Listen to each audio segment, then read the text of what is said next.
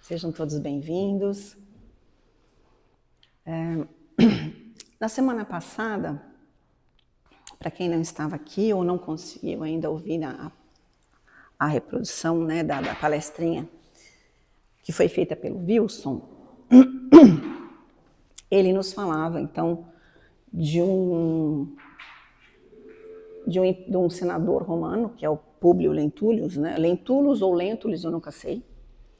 Mas, enfim, não importa. O que importa é que ele é retratado lá na obra há 2000 anos e ele teve, então, a oportunidade de encontrar com Jesus, né? Enquanto Jesus estava aqui encarnado na Terra.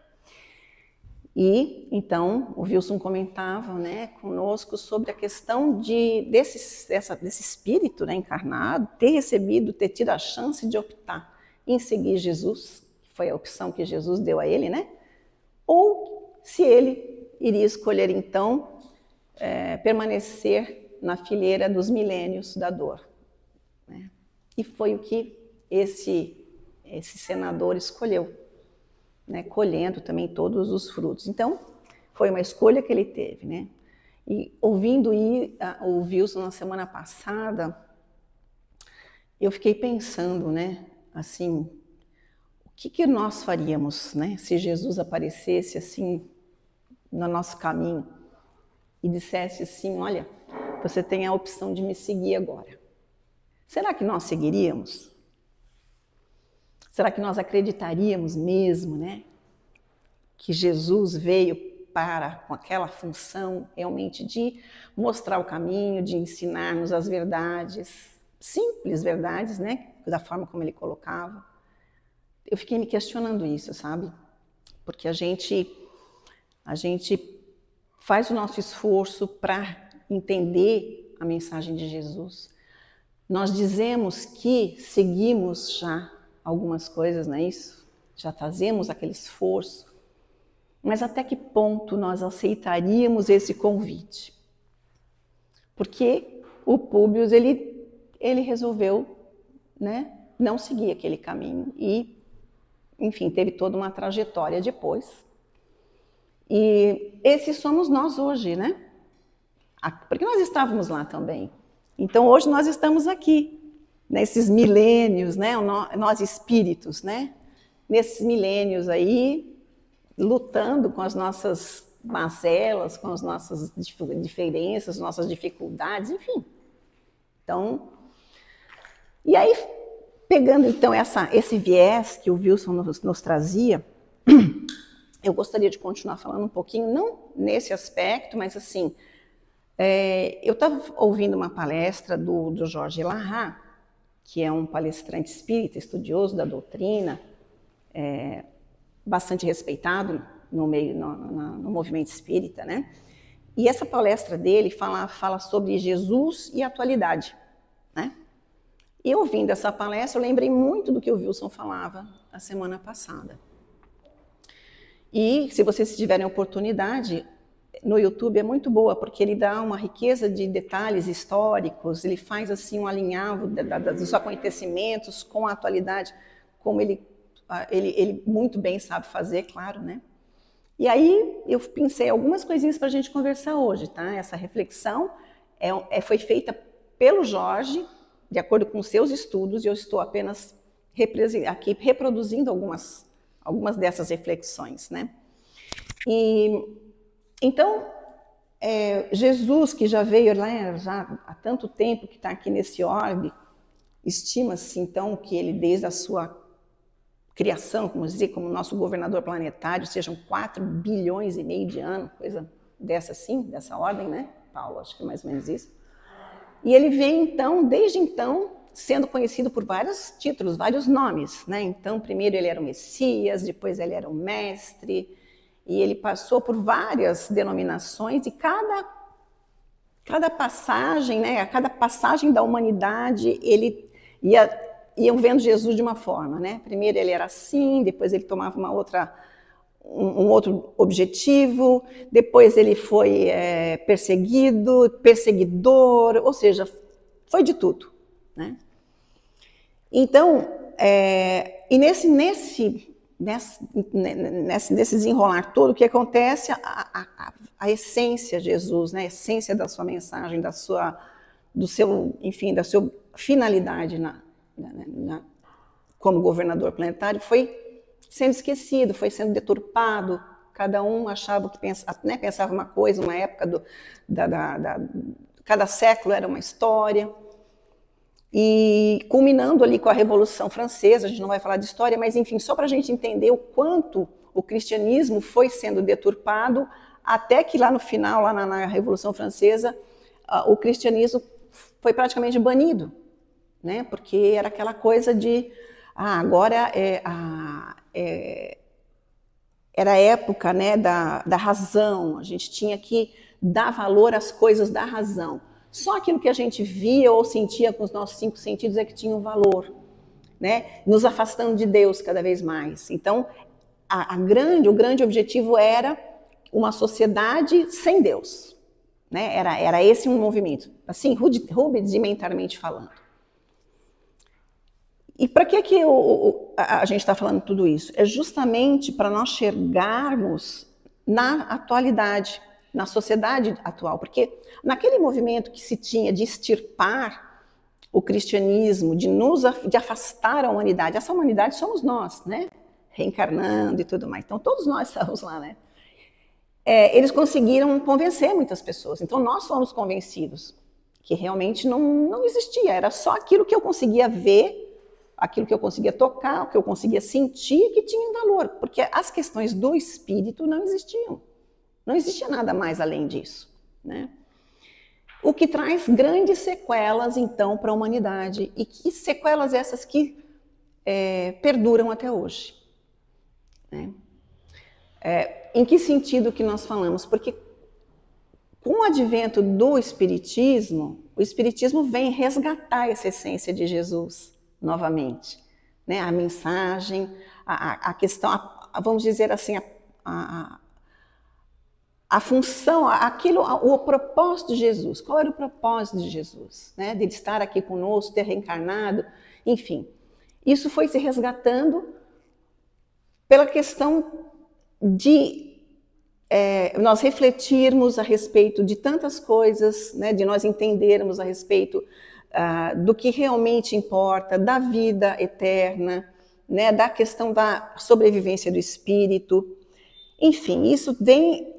A doutrina espírita nos ajuda nesse sentido. Porém, hoje, o que nós vemos, e aí a gente vai para Jesus e a atualidade, né? É uma sociedade doente, né? Onde a própria doutrina espírita já anunciava, né? A própria Kardec, né? Nos seus apontamentos e nas suas... Enfim, em toda a sua pesquisa, em toda a sua pesquisa junto à própria espiritualidade, já nos dizia isso, né? Então, lá em obras póstumas, que eu consultei aqui meu amigo, para a gente ver quando é que foi a primeira edição, né? Então, foi em 1890, né? Já se dizia o quê a respeito desse mundo que nós estamos... em transição, né? Olha o que é que eles diziam. Esses são os espíritos, tá? Que foram depoimentos que foram coletados por Kardec e depois foi colocado tudo nessa obra, né? Então, não foi o Kardec que organizou isso aqui, mas, enfim, eram as pesquisas dele, relatos dele. E olha o que os espíritos disseram. Isso está lá, depois na parte segunda. E como se a destruição, que está se falando de tudo, né, das guerras, enfim, das lutas terríveis que se viriam a seguir, e como se a destruição não caminhasse bastante rápida, ver-se-ão os suicídios se multiplicarem numa proporção inaudita, que é o que hoje a gente presencia na nossa sociedade como um todo, né, o mundo, na humanidade. Virando, inclusive, uma questão de preocupação de saúde pública, né? Então, a gente entende que realmente é um mal que hoje está na humanidade, né? E ainda eles acrescentam o seguinte, ó, Então, eles vão ver o suicídio até entre as crianças. Ou seja, isso foi em 1890, né, que foi lançado, ou seja, eles já falaram isso antes. Na época, eles não tinham esse tipo de problema, de ocorrência, eles não tinham, né, isso não era uma preocupação, mas já prevendo o que aconteceria, e que é o que hoje nós presenciamos, né, gente? Suicídio em alta taxa, inclusive entre crianças pequenas, né? Então, já chegamos nisso. E eles continuam assim, ó. A loucura jamais terá ferido um maior número de homens que serão, antes da morte, riscados do número dos vivos. Olha que loucura, né? Como assim? Ele não morreu, ele está vivo.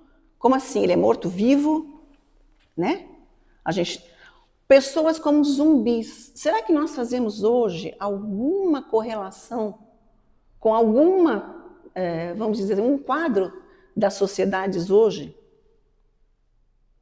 Pessoas que se aniquilam, que se anulam, pessoas que vivem envoltos em situações de isolamento, pessoas envoltas em mundos irreais. Será que a gente vê isso hoje? Será que nós vemos cracolândias? Pessoas como zumbis, né? Então, olha só, o quanto a doutrina naquela época é atual, né? Então, é isso que o Espiritismo vem, ele vem trazendo as verdades, vem nos alertando daquilo que poderia e que está acontecendo. Mas, em contrapartida, nós temos também a questão que nos é apresentada pela doutrina espírita, que nós temos um modelo e um guia. É isso que a doutrina espírita nos traz. Foi colocado à disposição da humanidade um modelo e um guia. Ou seja, modelo, porque ele sabe como fazer as coisas, mas antes de tudo ele é um guia, porque o guia, ele é aquele que sabe o caminho melhor, ele já passou por aquilo antes, ele já fez, ele já teve aquela experiência, ele sabe se aqui, esse atalho aqui é bom, se aquele não é. Então, quando a gente faz uma viagem, a gente contrata um guia justamente para que ele nos dê a melhor experiência daquele momento, né? Porque ele sabe melhor, para a gente não ter que ficar ali lutando com a nossa falta de conhecimento, e aí a gente aproveita melhor. E modelo, porque ele é a pessoa que sabe fazer a coisa da melhor forma e te oferecer o melhor daquilo. E aí a pergunta, nós seguimos? Né? De novo, ele na obra de Joana de Ângeles, ele nos é apresentado como o nosso terapeuta divino. É assim que ela coloca Jesus. Terapeuta divino. Hoje nós pagamos terapia, pagamos psicólogo, pagamos mesmo. A gente tem, como até ouvi isso mesmo, falou na semana passada, nós precisamos procurar profissionais que nos ajudem. E isso são recursos colocados à nossa disposição, né? E a gente precisa sim. Porém, Jesus já falava muitas coisas para nós antes de tudo isso, né? Que a gente não se afligisse, né? Que a gente olhasse os pássaros do céu, que eles não precisavam plantar, não precisavam nada, eles tinham comida, né? Que a gente teria a gente teria a provisão, fosse em que fosse em que departamento da nossa existência fosse, né? Que nós tivéssemos calma, né, que a gente, enfim, tudo aquilo que a gente já pensa que sabe ou que conhece da mensagem de Jesus. Né? E ele vem nos tratando, ou melhor, ele pode nos tratar. Basta nós querermos ser tratados por ele. Né? Porque hoje, o que acontece assim, aquela sociedade que hoje é sequelada de tanto tempo que a gente vem de tantos atavismos que a gente vem carregando, né? Hoje a gente está ali, né? Sofrendo de ansiedade, sofrendo com depressão, sofrendo com raiva, com ódio. Por quê? Porque aquele conceito que se tinha lá no passado de que não existe nada além disso aqui do que eu posso ver, esse conceito hoje ele é transferido para uma sociedade em que se precisa tirar o máximo disso aqui agora, porque não tem o depois. Não existe o depois. Não existe esse conceito. Eu não compreendo a questão do meu espírito eterno, do eu espírito eterno. Então, eu vou tirar agora, eu quero ser feliz agora. Para eu ser feliz agora, eu preciso trabalhar bastante, eu preciso ter bastante dinheiro, porque eu quero comprar aquele carro, porque eu quero viajar, porque isso, porque aquilo, porque eu quero ser a pessoa mais bonita, porque eu quero ter aquele corpo, porque eu quero ser a pessoa mais popular, eu quero ser uma pessoa... Hoje é o movimento, infelizmente, né? E a gente automaticamente entra nisso, porque a gente traz de lá de trás tudo isso ainda, que é um grande vazio, o vazio existencial, que aí vai tomando conta das pessoas e que chega um momento que a pessoa não dá mais conta de tudo aquilo, não sabe como resolver mais aquilo, né? E aí a gente acha que tem que resolver aquilo de alguma forma e a gente vai então para os extremismos, né? E aí vem os desatinos, e aí vem os equívocos, vem tanta coisa, né? Que na verdade ela se resume naquela questão da nossa fé, né? E que só cada um de nós sabe mensurar. Qual é? Qual é a minha fé? É muito difícil falar de fé, eu acho muito difícil. Mas cada um sabe dizer de si, fazer uma autoanálise e saber, bom, né, o que eu estou fazendo? Eu estou seguindo ou estou lá ainda esperando que Jesus venha fazer um milagre na minha vida? Né?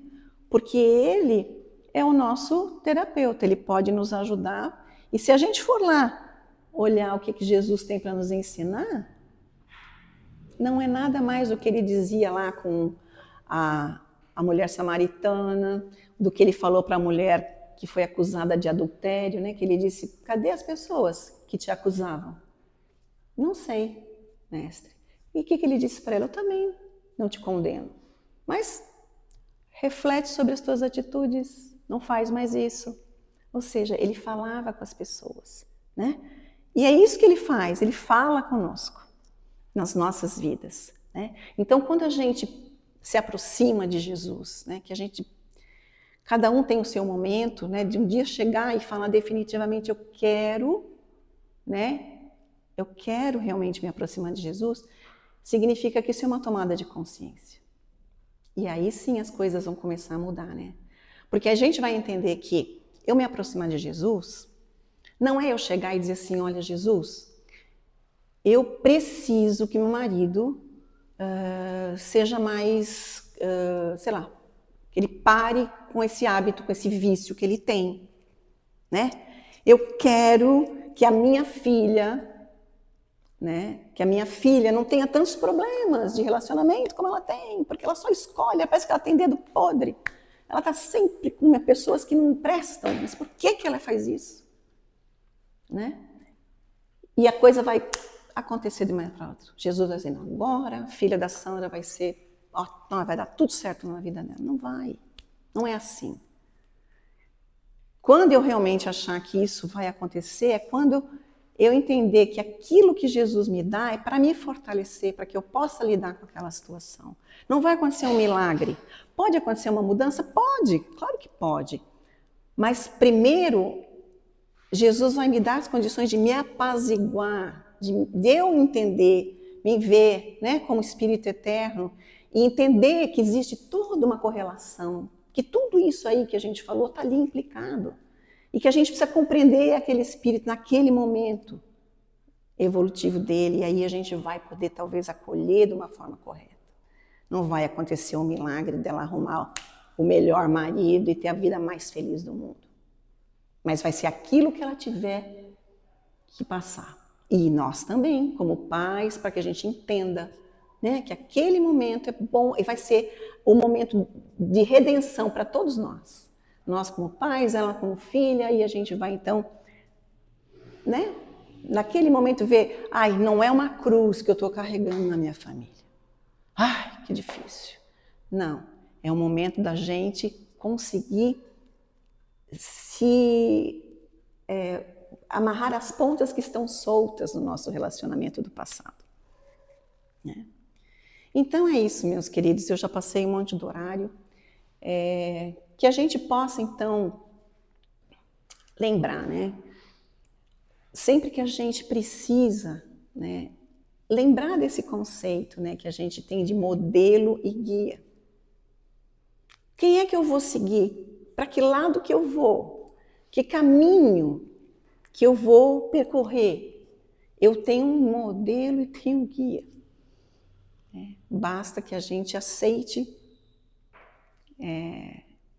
seguir esses ensinamentos e seguir Jesus realmente no nosso coração. Que a gente tenha uma boa noite, que a gente possa continuar aqui envolvido, conectado com a espiritualidade que está aqui nesse momento, nos abençoando, para que nós possamos colher aqui os melhores fluidos, que nós possamos compreender aqui o papel de cada um, né? Qual é a nossa responsabilidade perante as nossas atividades, perante as nossas atitudes, que a gente possa refletir assim: Jesus, o que é que o Senhor faria se estivesse no meu lugar agora? Que assim seja.